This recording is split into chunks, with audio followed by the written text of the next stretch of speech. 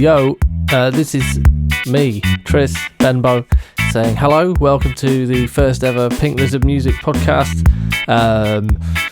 We are just gonna have occasional podcasts, maybe like not proper radio shows, and there could be anything happening on these podcasts, and hopefully we're gonna hear from a lot of Pink Lizard's music family, and I'm really delighted, overjoyed to have the first of the Pink Lizard Music podcast feature a special exclusive encounter between Maria Marzaioli from Slum of Legs and U&TH and many other bands, lots of whom are based in Brighton, and the legendary Riz Maslen, aka Neotropic, Small Fish with Spine, and we may pepper it up with a couple of interruptions with songs of theirs. So enough of this rubbish. Please do whatever you do with podcasts. I don't know how to set it up, but I'm going to set up this up as a podcast, so please subscribe wherever, and we'll bring you some cool stuff, some new music, some conversation with artists, unique independent artists, because that's what Pink Lizard Music exists for. Enjoy the show. I thought I was recording. He's gone. So, to our left we have the marina. Yep. The remains, well, the pier being rebuilt, rising from the ashes. How wonderful. Good on the Hastings. I'm looking forward to it. I wish they still had that Lido though. Yeah, that was amazing. The Art Deco Lido. I remember swimming in that as a kid. It had apparently it was there till the 80s, was it? Yeah, till 1985 or something like that. It got torn down then.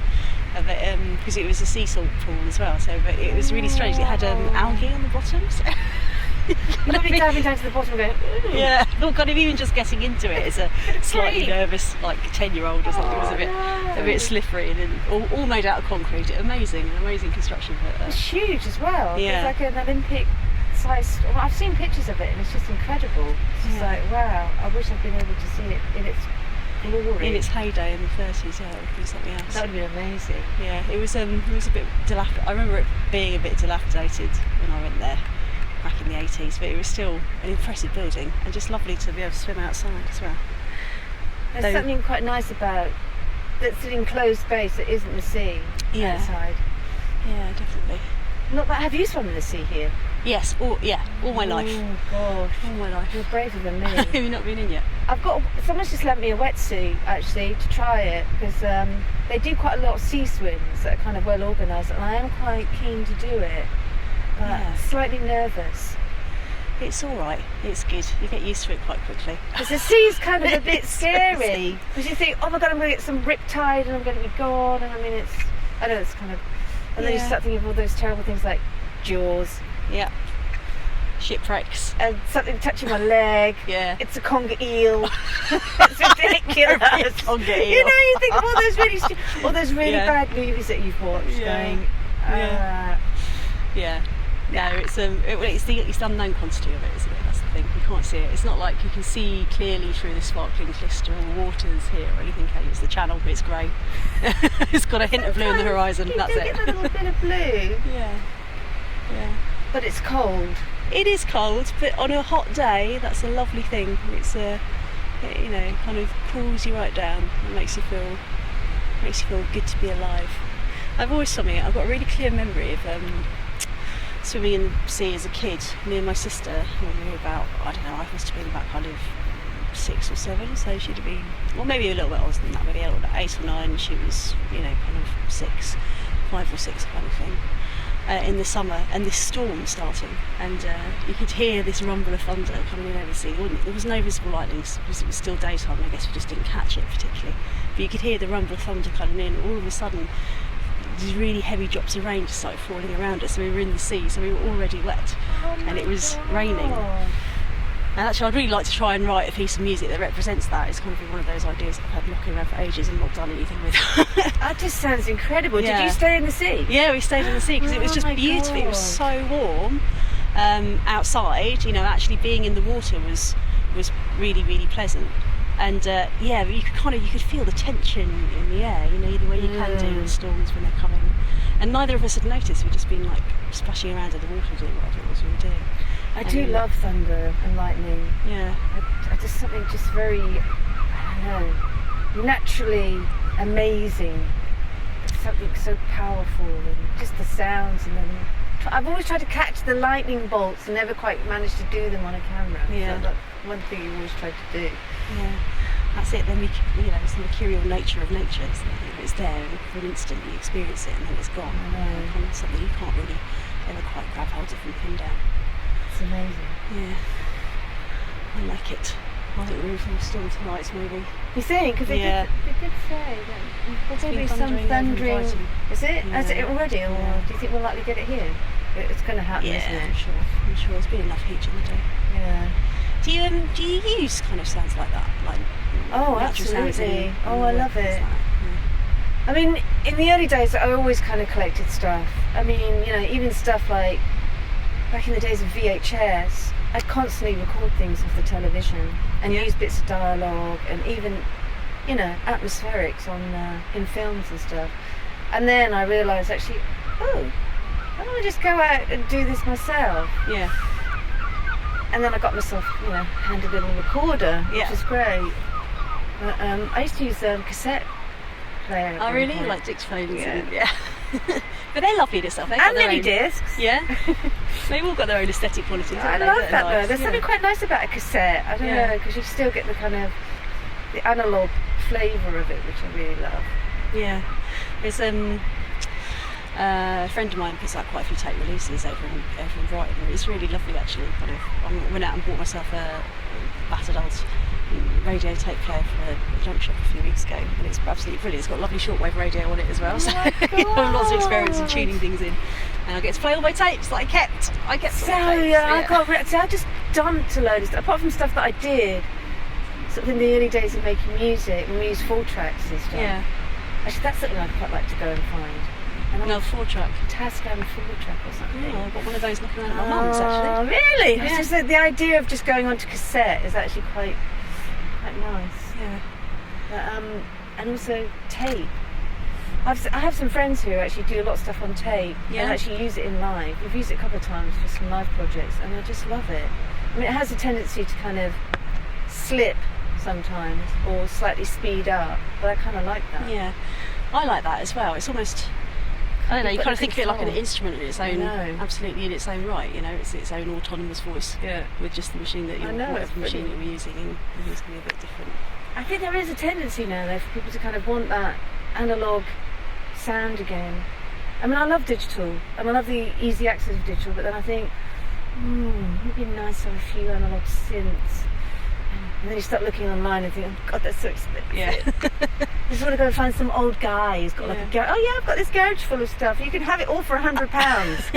I always dream of those kind of things. They never happen to me. And then I meet friends. Oh yeah, no, I picked up this, whatever it was for, this old mood for like 30 quid. I'm like, oh what?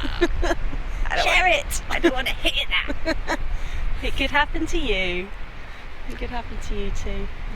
So yeah, I love that. But I do like a lot of. I think we're very. It's funny. I was recording yesterday at home, and since moving here, all my recordings have seagulls on because you can't escape it. Yeah. And I actually think it really adds to the whole kind of ambience of what's going on because it's kind of reflective of where you are. Yeah, and there's definitely. a little element of it sort of driving itself through all the work that you do. It's brilliant. I think, oh God, there's another seagull. Yeah. It's just funny. Is location important to you in your work? I think I'm like from. Well, I'm asking this because I don't know. I'm inspired by sort of landscapes and translating things that I see visually. So actually, kind of like location and things are quite important to me. I like that. I like to kind of try and use the sounds of a particular place in a piece that I'm making, or as an inspiration for something. I don't know. I kind of wondered whether that was a similar kind of thing for you if you were sort of interested I think in you're right. picking up sounds and you enjoy like having the seagulls come through your work anyway. It's important that it's made here at this time in this place. And because it did when I lived in an urban landscape, because you'd have things like sirens and stuff in the background, so I guess it's always been an element that's been there unconsciously as well. I think that's quite nice when you don't really think about it, and it just happens to kind of, sometimes when you get things mastered, sometimes things start popping out, I think, oh god, I didn't know that was there, which is quite interesting because they're not always that obvious. So yeah, I think it's a really important thing. Also, for a long time I've wanted to live by the sea. Something very unique about the sea. Yeah. It doesn't matter what time of year it is, having that on your doorstep. Because the one thing I've noticed about living here is how it has such a huge influence on the weather and how quickly it can change. Definitely. Which is such a, I don't know, it's just an incredible thing to watch sometimes. It's like you can go, what was I going out of Hastings sometimes? If you get to the top, you'll see the mist rolling in, and then you'll go down into the valley, and then it's completely different. Yeah. I love that kind of whole idea that the landscape changes so drastically when you kind of, I guess, the sea has such a huge influence on everything. When you're at the edge of places like that, you can see the effect it has on the world that you're moving through much more clearly. Yeah, I kind of feel like it sort of anchors me in where I am, and actually in the way cities do in different ways as well, kind of built up areas or stuff where I can't see the edge of the land, but there's something that, because it's always changing, because you get such a vast sky, it's always like an act of I don't know, it's almost like an act of prayer, almost, in a little way, a moment of contemplation. You forced it kind of captures you, because it's always different. It's not the same lamppost, it's not the same house that you've seen a million times, it's not the same, kind of set of shops or anything. It's a constantly changing visual thing that's right there in front of you, and it kind of, without even knowing about it, I think sometimes you register that, you're aware of that, and you take a moment to just kind of take that in and feel your place in the world a little bit more, which I think that's part of the whole idea of meditation and prayer, I guess, in a wider religious sense. Is about that, isn't it? It's about kind of being quiet and recognising where you are, and kind of just taking a moment to be present and in the moment. And I don't know, for me anyway, that's certainly what being by the sea does. It captures you, captures your attention. More so than being in an urban landscape. More so than being, because you can't escape. Yeah. You can't escape physically from people. Yeah. I think the beauty of it here is, and it's the one thing I did notice when I first moved here, is that certainly not somewhere where there's lots of people. Yeah. And it feels quite terrifying sometimes going back to London now, because it seems even more overpopulated than it was when I left 2 years ago. So it's just like, and it's like, once I'm back on the train, there seems to be this sense of calm that kind of descends on me, and I suddenly feel like, oh, I'm actually going home now. I'm actually looking forward to it. As much as I miss certain things about London. Yeah, of course. Have you ever lived in a city, a big city? I lived in Nottingham for 5 years when I was at university, and that's about as landlocked as you could possibly get. And it was a big place, but in a way, I guess I didn't find it particularly overwhelming, because it's quite a small city centre. The kind of, it sort of sprawls out in a radius. It doesn't kind of just kind of grow as a series of interconnected villages in the way that London is. So I found it conceptually quite all right to get my head around, having come from Hastings, having come from quite a small place, and I was so desperate to get away. Not everybody. Well, you do, don't you? Yeah, I think there's a lot to be said for actually just kind of moving away from your hometown and going out and being in the world, away from everything you've known and grown up with, and figuring out who you are and being independent and all the rest of that. And you have the opportunity to get to know yourself a bit better away from all those preconceived ideas that you have about yourself from growing up with the same set of people and never really meeting anyone new in the way that you do in a small town. It's always somebody's cousin's friend's dog's auntie's neighbour. So going to Nottingham was actually, it was lovely in that respect, but I don't think I would have been able to handle like a bigger place like London. I think that would have been kind of too much of a conceptual, I might meet somebody and they live an hour and a half away on the other side of town and I can't cycle there, or I can't get, it's going to take me, like that. It feels disconnected. I think I'd have felt lonely in a place like that in the way that I didn't in Nottingham, really. What did you study? I did a contemporary arts degree. Did you? Yeah, it was so it was a BA honours in contemporary arts, and it was like being in the kids from playing for 3 years. Honestly, it really was. And it was so you chose 2 disciplines from music, performance, visual art, and What did you dance. I did music and performance as my 2 specialist subjects, and there generally were people wandering around prancing in leg warmers in the hallway, and jumping on the table, and there was a massive great big basement downstairs, and the whole idea of the course was you to be new and innovative and go out and explore new experimental boundaries, and it was wonderful. And to be perfectly honest, that sounds amazing. it was an incredible course, but it was wasted on me as a teenager fresh out of university. I had no idea how lucky I was to have all that equipment and all that space to explore and just kind of go and do what I wanted. And I did do what I wanted for 3 years, but my God, I could have used it so much more. And it was that funny kind of time around about, so was it 94 to 97 when I did my first degree. So it was that funny, we had a Mac suite, a very, very early Mac suite. Everything was still reel to reel, everything was still tape, and like a massive 24 track mixing desk. Yeah. And I've still got like some 1/4-inch tape knocking around at home with some old recordings from university that I haven't heard in 20 years. Yeah, go and grab them and see what they sound like. But I wish I'd made more use of those facilities, because that's kind of, now that I feel quite held back by my lack of production skills for myself. There's lots of things I'd like to be able to do with manipulating found sounds and using it in more creative ways than I do presently. I mean, I quite enjoy just recording stuff and kind of putting it out there and telling little, letting it be like a postcard of that particular moment in time. But that's great though. Yeah, I like that. Yeah, and I think just the act of listening, kind of stopping and taking in your environment and listening to what's going on around you, and is a wonderful thing. It's a really, really lovely thing. If you can kind of encourage, if you can share that with other people through recordings and still images, I really enjoy doing that. But actually what I'd like to do is use those found sounds to actually make music from them, using the sounds themselves, but I lack Really? you're kind of lack the production what do you skills use to do that. sequence? Logic. Do you think in Logic? Okay.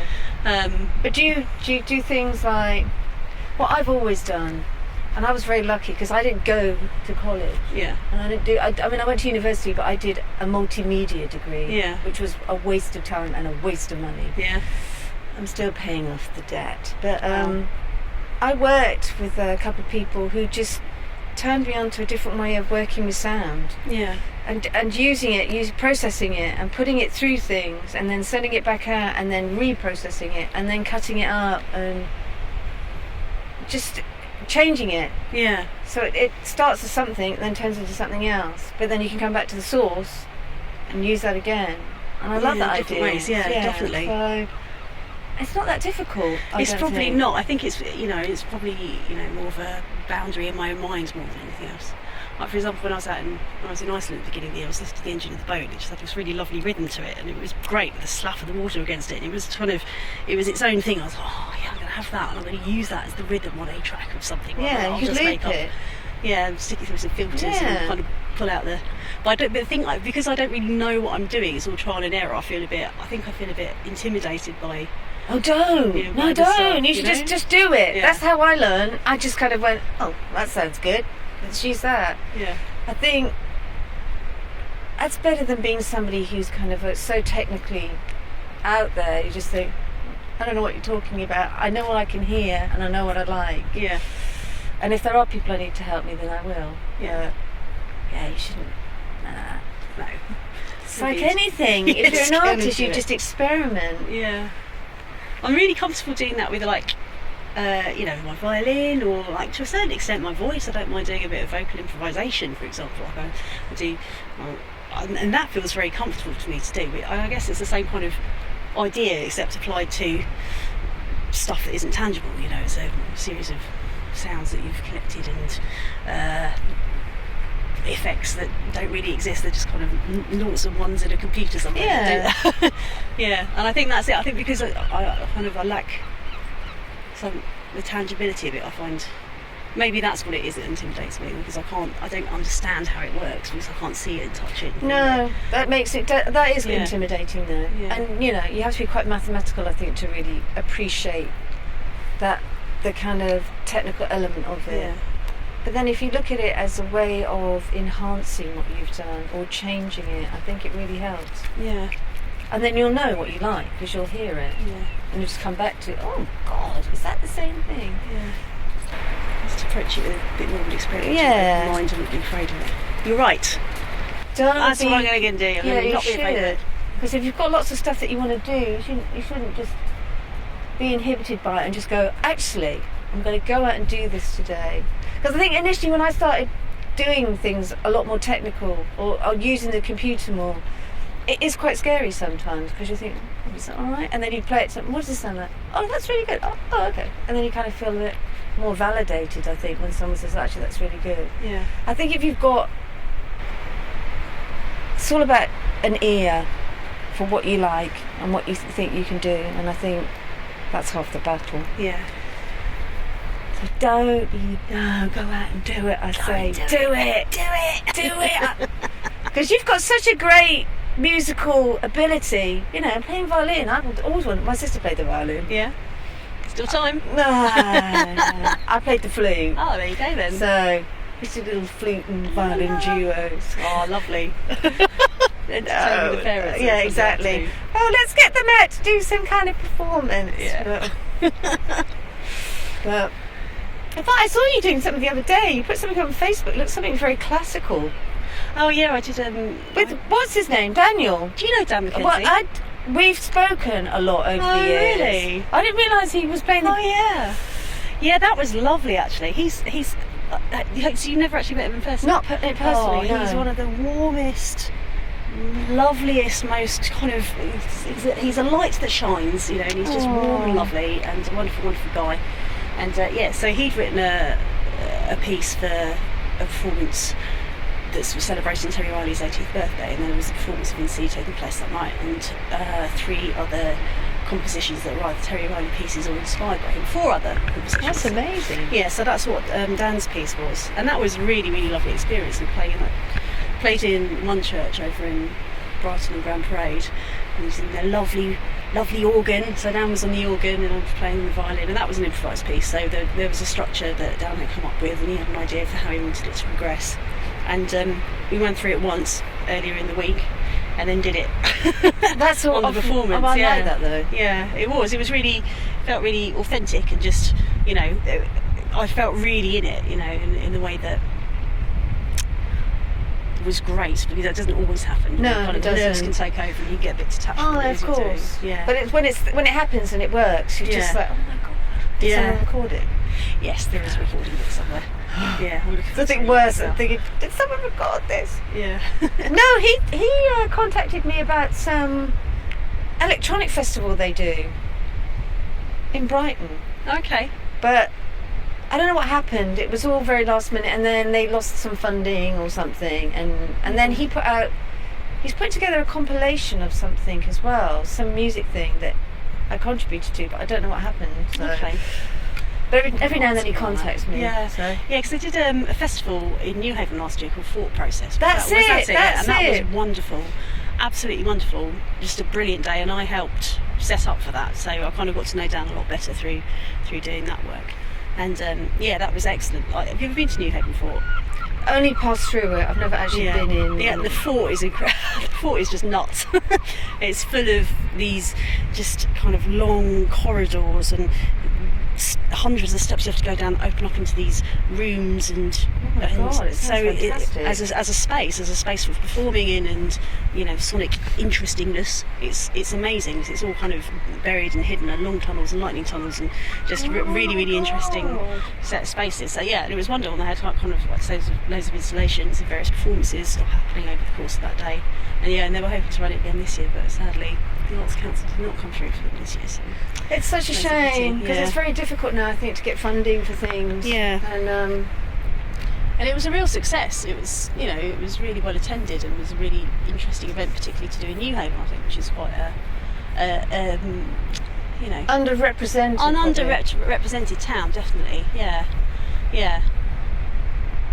Yeah, it's a shame, but I think there isn't as much money around as there used to be. No.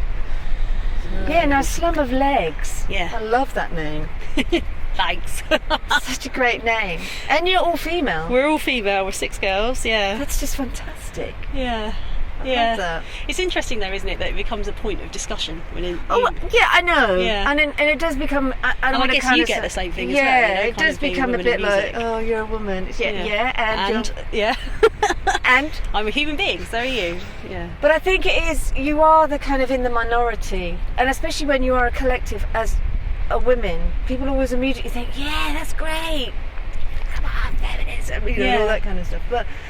And I just remember when I first saw the name, I was just, what a brilliant name. I just love the name. Yeah. It was from, it's a quote from Eero Saarinen, who designed pedestal tables. So he said, he looked at the undercarriage of tables and chairs, kind of like seeing all the legs and everything. And the undercarriage of tables and chairs makes for a confusing and unrestful world. I wanted to clear up the slum of legs. I wanted to make the chair all one thing again. So that's where that comes from. How brilliant. Yeah, but it's just a lovely phrase, isn't it? Oh, look at the remuneration. Oh yeah, I love the stories. Just took off like that.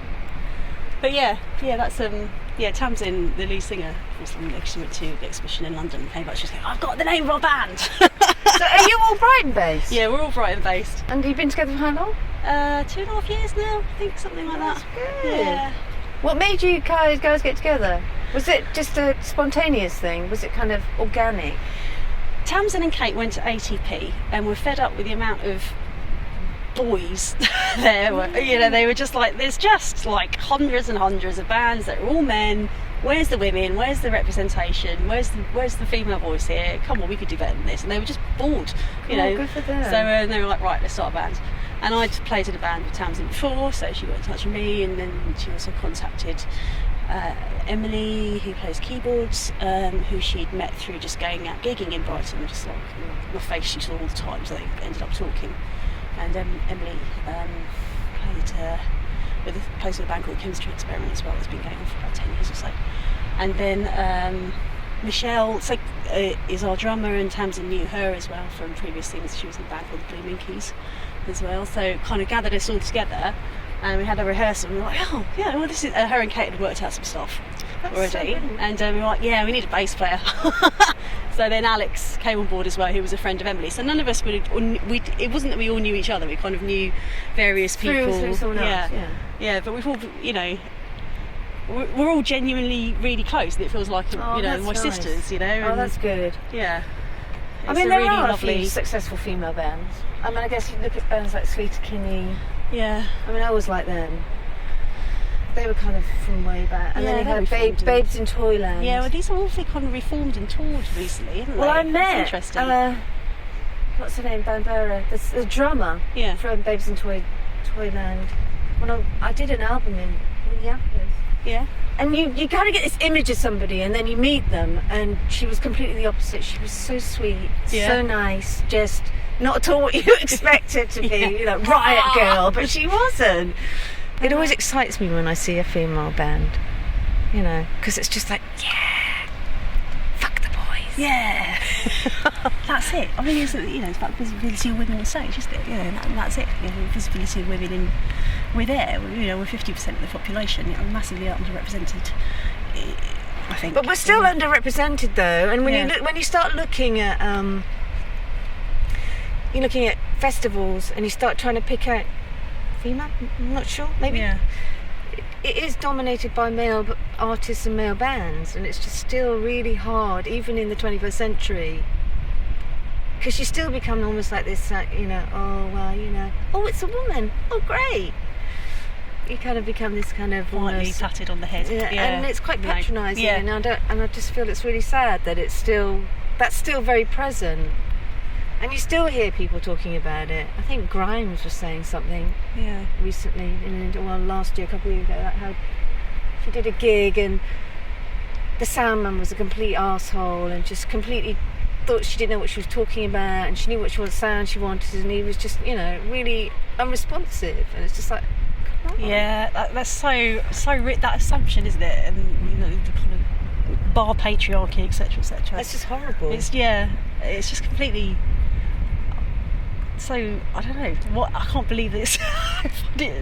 unbelievable that it's still going on, and yet it is. It's so entrenched. But hey, maybe this is a turning point for us all. Oh, I agree. I hope So have you got any gigs coming up? Slum of Legs? Coming to Hastings? We should come to Hastings. We should come and do a gig at Rock House. I think you should. Yeah, I'm gonna have a word with Kate about that. It's obviously there's 6 of us, so like trying to coordinate diaries can be a bit difficult. Yeah. So the next gig we're doing is actually in Norway. We're going to. Oh my God, how amazing! We're going to play a festival called Indiefjord in next weekend. Actually. Oh my God, that's amazing! So yeah, that's exciting. We're up in northern Norway on a fjord, indie music and fjords. Oh my God, that's fantastic! Yeah, it sounds lovely. So I'm really excited about So that. how did that come about? They just asked. Yeah, Townsend went last year, and it's a really small place, and it's organised by this woman, and in this quite small town where it sounds like she's related to everybody. So you stay with her aunt, or you're going to stay with her cousin. That's still going to be amazing. Yeah, it's going to be beautiful. So quite a small festival, so she got to know her and everything, and then she was like, "Oh yeah, I'm in a band," and they checked it out, and then they asked us to come and play, and we were like, "Yeah, definitely." So we're closing the festival on Sunday. Yeah, we'll spend all weekend as well, kind of like moderating on ourselves. So, that's so brilliant. Yeah, so that's great. Yeah, I'm really excited about that. Oh, yeah, it's just nice to be able to do things like that. Yeah. Actually, do you do much live gigs? performance? Yeah, gigs and things. I do now because I've got since moving here, I've managed to find a group of people. Because before I used to have bands and it was a similar thing. No one was ever free. And I didn't really like going out with me in a laptop because to me it just didn't feel right. Yeah. You know, and I think you can translate a certain amount what I kind of produce live. Since moving here, I've done a couple of shows. I did the Sunday Sonics thing, which Daddy Pockets did. Yeah. Which was amazing. And I've just met a bunch of musicians who are just so... It's funny, we play in each other's bands, and it's quite interesting because we're all very different. And we did a show at the weekend in Leigh-on-Sea, a folk festival. Awesome. But we had this kind of common thread running through all of our conversation about how we felt there was a lot of trust, because we don't always get to rehearse. In fact, probably not. Yeah. We're probably very rarely in the same room when we rehearse. So we just all come together and play, and it just seems to work. It's just something... I've never had that before with a band, ever. And it just seems to work, so yeah. And I'd like to do more of it. It's just, you know, we went and played... Actually, we played a festival last year in Finland. Oh wow, really? Which was I'd love to test amazing. Finland. Yeah. It was amazing, because we took the ferry from Stockholm, Yeah. and then we did that whole thing through the night, you know. It was light, and all the fjords. Oh my god, amazing.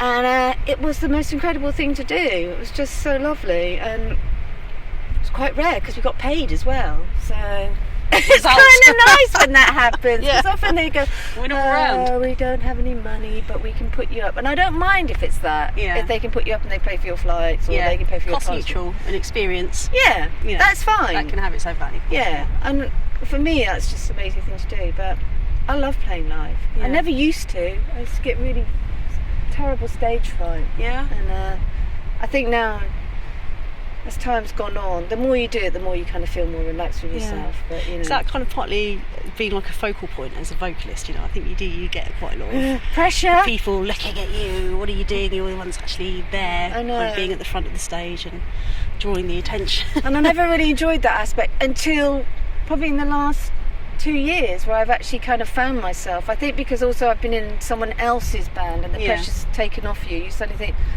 oh, I quite like this. Yeah. And so then you kind of become comfortable in your own skin. Yeah. I think you're always slightly nervous of your own being sometimes when you're up there. Yeah, So- I think that's quite a good thing though. I think those nerves keep you sharp. I agree. Actually, I think if you didn't, If have you're not them, it would nervous, be, I'd be slightly worried. I don't want to be one of those kind of arrogant kind of... Oh yeah, just turn up, do it. I'm the Phone it in. person. No, not at all. That not to at me all. would defeat the object. Yeah. Oh, Good. that was a lot of conversation here. Yeah, I've got half an hour chat. hour. Half hour chat. Woo! Nice. Nice. And look, the tide has gone out a bit further. Yay. Feel like Rest of the Amsterdam. It's lain here for over 200 years. Oh, there you have it. I didn't interrupt that with any songs because I thought, why would you interrupt a conversation that's in flow? That was Maria Marzaioli and Riz Maslen in conversation in Hastings. They go off now to look at the wreck of the Amsterdam, which is an interesting story. Search that on the Webbity web. I'm not going to say Google it because Google's evil. So, but we should have some music from these titans of the audio sphere. So here's something by Riz under her Neotropic guys, which recently came out on a Chilean net label called Modismo, and which contains a number of very fine tracks. It was put together with Female Pressure, and here is Pleiades.